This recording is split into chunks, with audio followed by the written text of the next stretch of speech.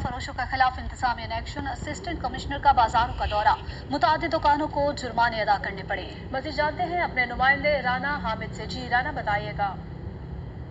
जी बिल्कुल, मैं इस वक्त मानावाला म्यूनसिपल कमेटी में मौजूद हूँ। यहाँ पे आज बड़ी कार्रवाई देखने को मिली है। यहाँ पे असिस्टेंट कमिश्नर शबीर हुसैन भट्ट साहब ने यहाँ पे दुकानदार हजरात जो अपनी मनमानियाँ कर रहे थे रेट की वजह से, उनको भारी जुर्माना किया है। आए हम इनसे बात करते हैं। जी बताइए सर कि आज की कार्रवाई कैसे अमल हुई?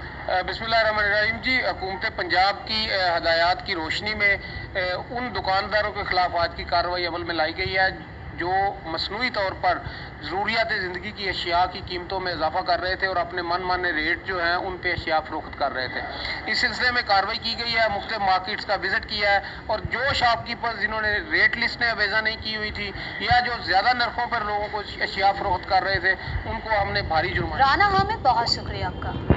शफाल में वज़ीर आला पंजाब सरदार उस्मान बुज़दार का मुमकिन